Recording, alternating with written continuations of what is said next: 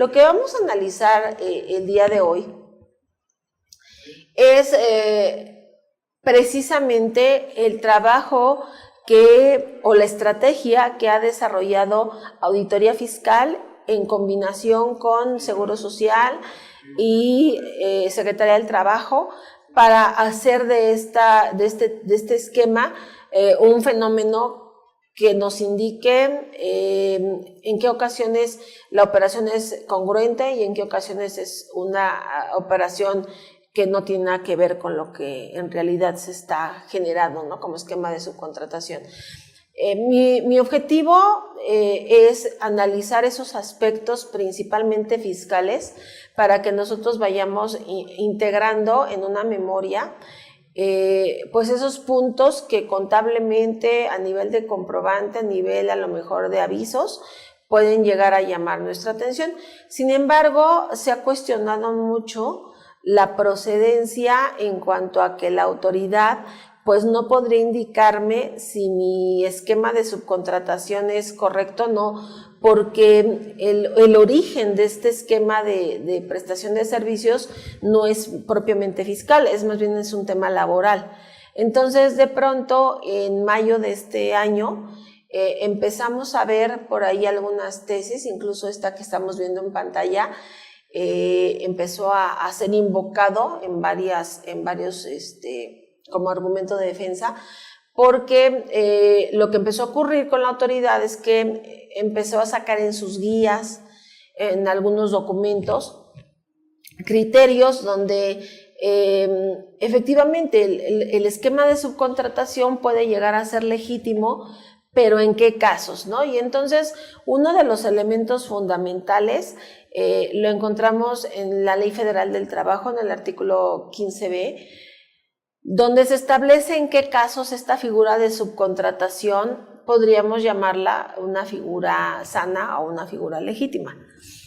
La idea no es abusar de la figura, entonces cuando tú subcontratas toda tu planta de trabajadores o cuando subcontratas trabajadores que hacen una actividad similar a los que a lo mejor existen o hayan existido en la empresa o en el ente, esa figura laboralmente no sería correcta. Entonces la autoridad de pronto pues detecta que hay empresas que subcontratan al 100% de trabajadores, ¿no? Y pues, como que el 100% y todo el tiempo, si no es en teoría la razón de existir de esta figura. Es decir, la subcontratación se crea como un esquema donde tú tienes tu propia fuerza de trabajo, tus propios empleados, y de pronto a lo mejor necesitas mano de obra calificada o mano de obra con cierta especialización, y no es a lo mejor para estar trabajando todo el tiempo, es para alguna actividad en particular, entonces pues se vale que la subcontrates. Es decir,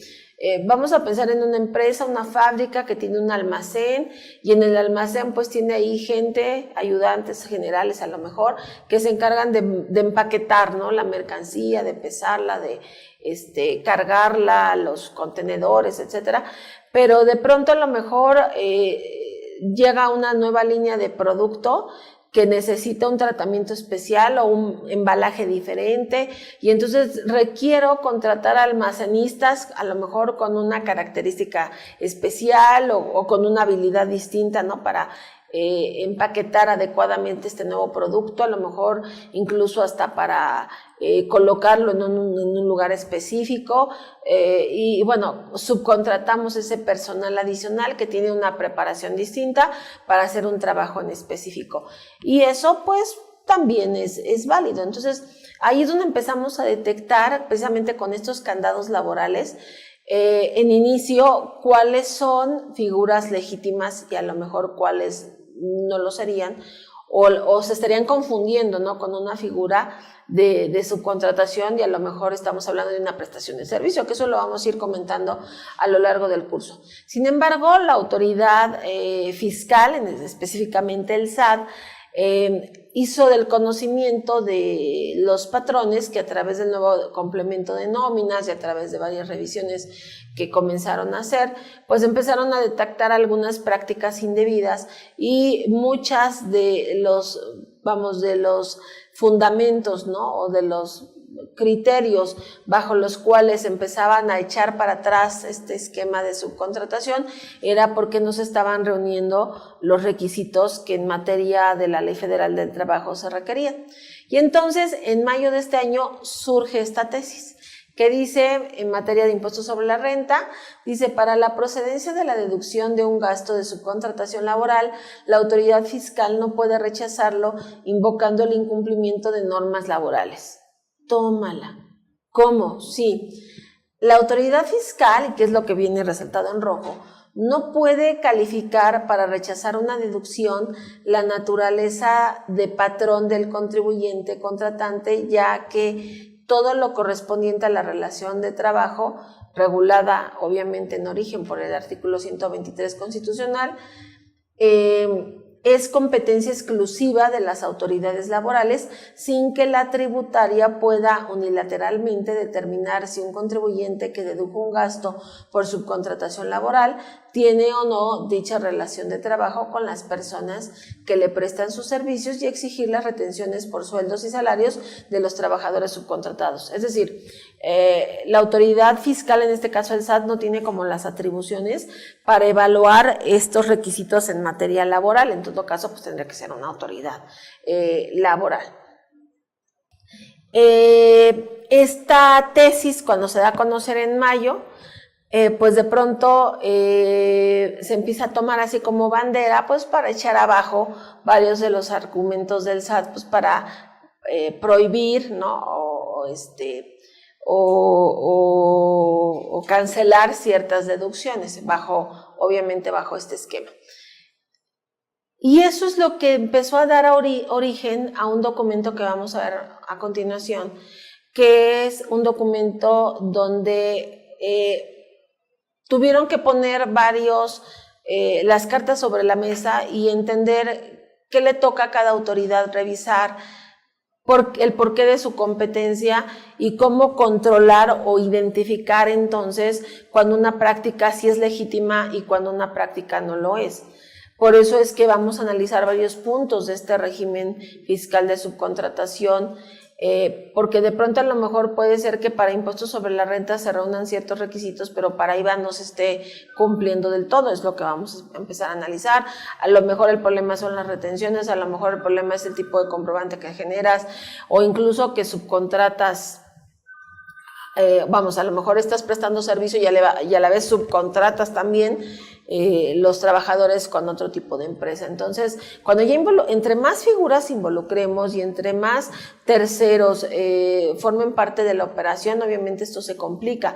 Sin embargo, lo que creo que no hemos logrado entender del todo es que no importa que a lo mejor tengas 3, 4 empresas prestadoras de servicio o outsourcing, integrando la información de la nómina de una sola empresa. Pueden ser 5 si quieres. Lo que creo que no nos ha caído el 20 es que al final se concentra la información por empresa, pero también por trabajador. Y entonces la autoridad a veces descubre este tipo de prácticas evasivas, no analizando al contribuyente como tal, es decir, a la persona moral, sino analizando el comportamiento del trabajador. Entonces, ahorita les puse una imagen en blanco porque voy a hacer un pequeño ejercicio que me va a ayudar a explicarte precisamente de dónde surge este famoso portal de transparencia y por qué se reformó el artículo 27 de renta, la ley del IVA también, el 32, para especificar cada vez más candados, ¿no?, para este tipo de operaciones. Y entonces, vamos a hacerlo a través de un ejemplo, y ese ejemplo es el que me ha ayudado a explicarles en este caso a las empresas que contratan este tipo de esquemas, cuáles son los puntos que tienen que cuidar y por qué. Mi papel a veces es complicado porque yo soy una asesora. Aunque tengo un despacho y manejo contabilidades, pues de pronto a mí me contratan para dar mi visto bueno o dar un consejo respecto de cierta operación, pero yo no soy el contador, ya la empresa tiene su contador, tiene a lo mejor su no sé, departamento jurídico, y de pronto pues les venden una idea o alguna estrategia, un esquema que a los socios o al consejo de administración le puede resultar muy conveniente por este tema del ahorro, ¿no? De que dicen, es que si la carga laboral, no sé, es un 38%, esta empresa me dice que me puedo ahorrar, no sé, hasta a lo mejor un 20%, o más, y además pues me dan factura, y yo entonces ya me olvido de la nómina y me olvido de la carga también administrativa, y ya nada más me entregan ellos una factura y yo entonces deduzco una factura, y pues ellos se encargan de las broncas no laborales, y ellos se encargan, pues sí, pero a ver, te pueden prometer muchas cosas, puede ser un esquema legítimo o no, pero a final de cuentas, esa operación o ese esquema que pretendes comprar, ¿no? O que pretendes implementar, ¿respeta los derechos de los trabajadores? Es decir, si de alguna manera vamos a ver que se precisa la diferencia entre ámbitos fiscales y laborales, es porque los derechos laborales son irrenunciables, y entonces de pronto también el trabajador, cuando está subcontratado, pues se ve inmerso también en una serie de prácticas que laboralmente no están respetando sus derechos, su antigüedad, varias cuestiones que cuando ese trabajador cumpla, ¿qué te gusta? Ya ni siquiera a los 60, cuando cumpla 50 años, va a empezar a concientizar lo lascivo o lo inconveniente de a lo mejor la decisión que se tomó. ¿Y a qué quiero llegar? A que de pronto los trabajadores son los que pagan también los platos rotos, ¿no? Porque pues no logran una antigüedad adecuada o cotizan con un salario al Seguro Social que cuando se pensionen pues les van a dar, no sé, 1,000 pesos, ¿no? Entonces, ese tipo de cuestiones cuando ellos preguntan, oye, ¿pero por qué? No, pues porque pues así cotizaste. No, pero es que yo ganaba, por ejemplo, ¿no? Yo ganaba, no sé, 20,000 pesos, ¿no? Pues sí, pero pues ¿cómo te lo pagaban? Porque para el seguro estás registrado con otro esquema, ¿no? Entonces, ese tipo de cuestiones ya cuando uno voltea hacia atrás, dices, chin, pues es que pues creo que no era lo más conveniente. Y entonces también a veces considero que los patrones son cómplices de prácticas donde se les olvida, ¿no? Que también deben de cuidar y proteger pues esos derechos, ¿no? De los trabajadores, pero que al final no serían nada, ¿no? Las empresas obviamente cuando crecen y son exitosas influye mucho, ¿no? El trabajo que lleva a cabo la fuerza laboral. Entonces, lo que pasó con este empresario es una empresa importante. Me decían, cuando me mandaron llamar para dar el consejo, es que pues el empresario se sentía como un poco inquieto debido a que le vendieron este esquema y él cada vez que preguntaban, oye, ¿y hay un riesgo con el seguro o hay un riesgo con el SAT? Le decían que no, o sea, que no pasaba nada, que todo estaba perfecto, que ya estaba todo controlado y él como empresario decía, es que yo, mis amigos y en comentarios de sobremesa, pues me han comentado que este tema de las outsourcing, pues como que es un tema tabú también para la autoridad, entonces pues no quiero meterme en un problema por un esquema que a lo mejor resulta ser más caro, ¿no? Son ahorros malentendidos, o sea, de pronto a lo mejor me puedo ahorrar algo, pero pues va a llegar la autoridad con toda la caballería y me va a revisar hasta lo que no, y me va a salir más caro el asunto. Y entonces una cuestión interesante es que el primer argumento que le vendieron es que no se trataba de una empresa de outsourcing, sino una prestadora de servicios. Entonces aquí vamos a hacer una diferenciación. Cuando tú lo que subcontratas es personal que va a estar bajo tus órdenes, pero te lo va a proporcionar una empresa, un tercero, ese es el esquema de subcontratación. Es decir, yo lo que necesito es que me mandes gente, ¿no? Personal, mano de obra, y me lo vas a mandar tú. Y me vas a cobrar por eso, ¿de acuerdo? Bueno. Pero hay otros esquemas que no son considerados subcontratación.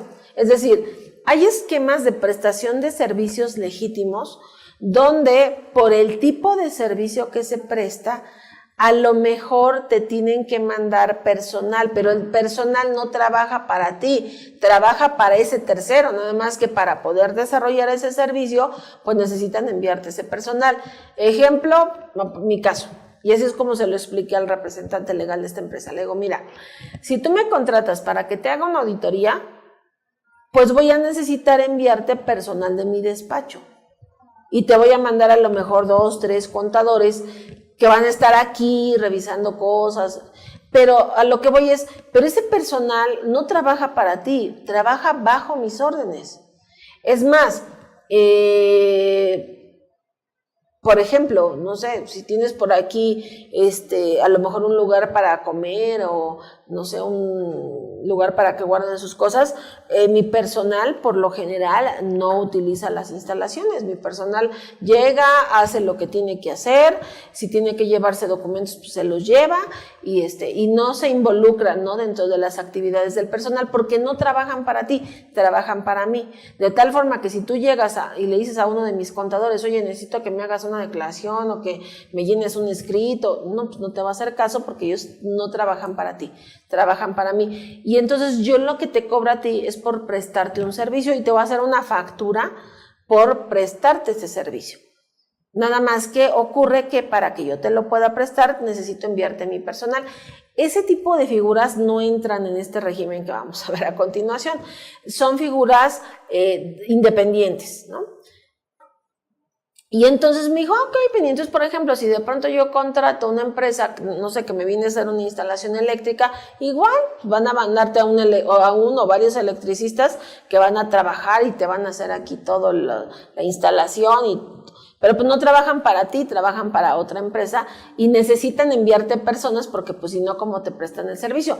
Esa es una prestadora de servicios. Y dice, es que eso es lo que me están vendiendo. Ok, bueno, entonces lo que yo tengo aquí es una empresa, primero, una prestadora de servicios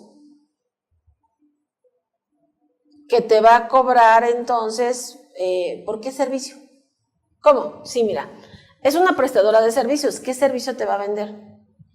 Te van a dar mantenimiento, te van a pintar, te van a instalar algo, servicios administrativos. Y ese es ahí uno de los puntos que creo que vamos a tocar hoy, porque bueno, es un tema ahí genérico, pero bueno, prestadora de servicios administrativos. Ok, vamos a marcarlo así. Y bueno, ¿ellos qué te dan? Bueno, me dan una factura y ellos dicen que se encargan de administrar pues mis recursos humanos, la nómina, etcétera, y toda la carga laboral. Ok. Entonces, ¿ellos qué te cobran? Me van a cobrar por esos servicios administrativos y para prestar esos servicios administrativos, pues según, pues me van a enviar gente, ¿no?, que se va a encargar de hacer varias funciones aquí. Pero ¿cuánta gente? Y es ahí donde empecé a ver la cosa extraña, porque me dice, no, pues al 100% de los empleados. Pues, ¿cómo? O sea, si yo te mando, pues te mando a contadores y son solamente para un área específica, que es lo fiscal, laboral, seguro social. O sea, no te va a mandar a lo mejor, no sé, alguien de soporte técnico o un capturista, o sea, ¿no? Vamos, ese es el tema, ¿no? No sé si me estoy explicando. De pronto la autoridad dice, pues, ¿cómo? ¿Servicios administrativos y es el 100% de los empleados? Pues sí. Ok. A ver, bueno, ok. Y entonces ellos te mandan al 100% de los empleados. Si ellos se encargan de pagarles y les pagan bajo un esquema de nómina, ok. Y entonces estaba una gerente administrativa ahí en la junta y le digo, a ver, ¿y cuánto ganas tú, por ejemplo?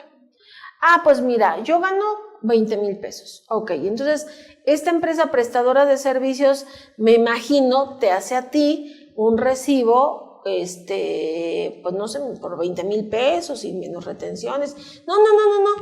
No, a mí me pagan solo una parte de mi sueldo. Entonces, a mí lo que me gustaría aquí que entendiéramos es que al final de todo este ejercicio, toda la información de los trabajadores, uno por uno, va a caer a un lugar que se llama repositorio del SAT, que es donde se concentran todos los comprobantes ahora sí que de todo el mundo, ¿no? Tanto de patrones, empresas, etcétera, ¿no? Entonces ahí van a caer todos esos comprobantes. Entonces, ¿qué pasó con esta gerente? Bueno, vamos a poner el caso de su recibo. Esta empresa, entonces, para esta gerente emite un primer CFDI y ese CFDI lo hace, vamos a poner aquí las cifras, es algo muy global, por ponerles una cifra, el salario es más o menos como 1,500. Luego le pone otro concepto que le llama previsión social exenta. Vamos a ponerle aquí 6,500. Y en total es de 8,000. Y no hay retenciones porque es previsión social exenta. El otro es el salario mínimo. Y así es como emite el primer CFDI. ¿Ok? Pero pues no que ganas 20, entonces ¿cómo te pagan los otros 20? Ah, Penny, lo que pasa es que esta empresa subcontrata a otra y esta sí es un outsourcing. Ah, mira, ok. Y entonces subcontrata a otra empresa y esa otra empresa como que nos paga el complemento. ¿Ok? ¿Y cómo te paga ese complemento? Bueno, pues nos hace un segundo CFDI a todos nosotros, pero este ya es por asimilados a salarios. Ok, y a ver, ¿me puedes mostrar tu recibo? Sí, mire, entonces ya me muestra su recibo. Ese recibo por asimilados es más o menos 13,000 pesos.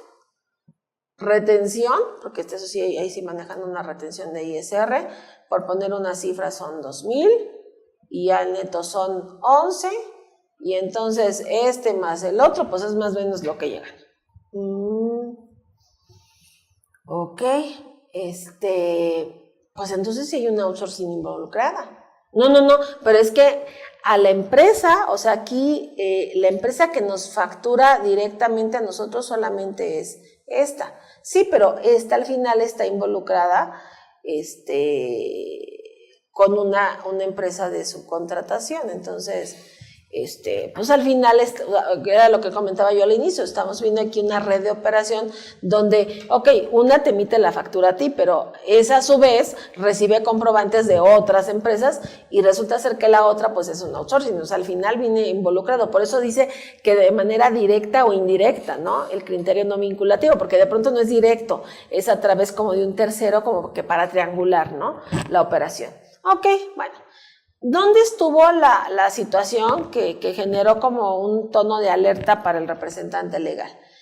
Que cuando yo me meto al repositorio del SAT de esta contribuyente, de esta gerente administrativo, me meto para revisar y efectivamente hay 2 CFDIs en este repositorio, si coincide con lo que ella me enseñó, o sea, eso.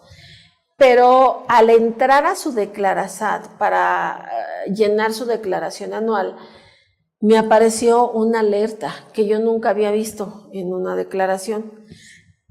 En el visor de la nómina del Declarasat, efectivamente, estaban cargados, sí, estaba cargada toda la información, eran como 2 patrones, sí, estaba cargado patrón 1, patrón 2, pero ya llegar al final, cuando ya llegamos al detalle de cálculo, me apareció la alerta de que el impuesto retenido por el pagador no se había enterado a la autoridad y por lo tanto no procedía la devolución.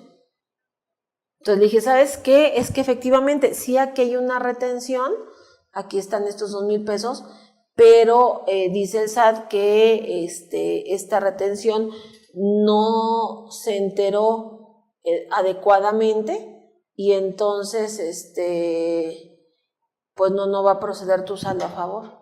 Que sí le damos un saldo pequeñito, ¿no? Pero sí, no va a proceder tu saldo a favor. Y eso es la cosa que me preocupa, porque bueno, en teoría, pues por lo menos esos 2,000 pesos se tendrían que estar enterando, ¿no? Se tendrían que estar pagando.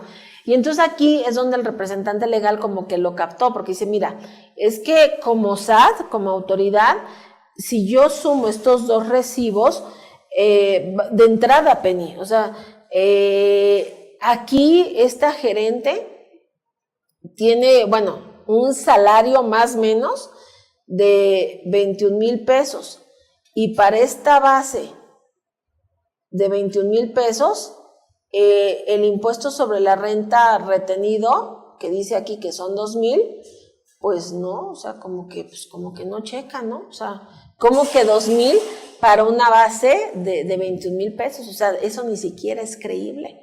Claro, le digo, porque pues como es un 10%, ¿no? O sea, si te vas a la tarifa ni siquiera es proporcional. Entonces, desde ahí obviamente pues la autoridad pues bloqueó, ¿no? Obviamente la devolución y pues tiene el dato, pues sí, pero no es congruente. Y vamos al otro aspecto.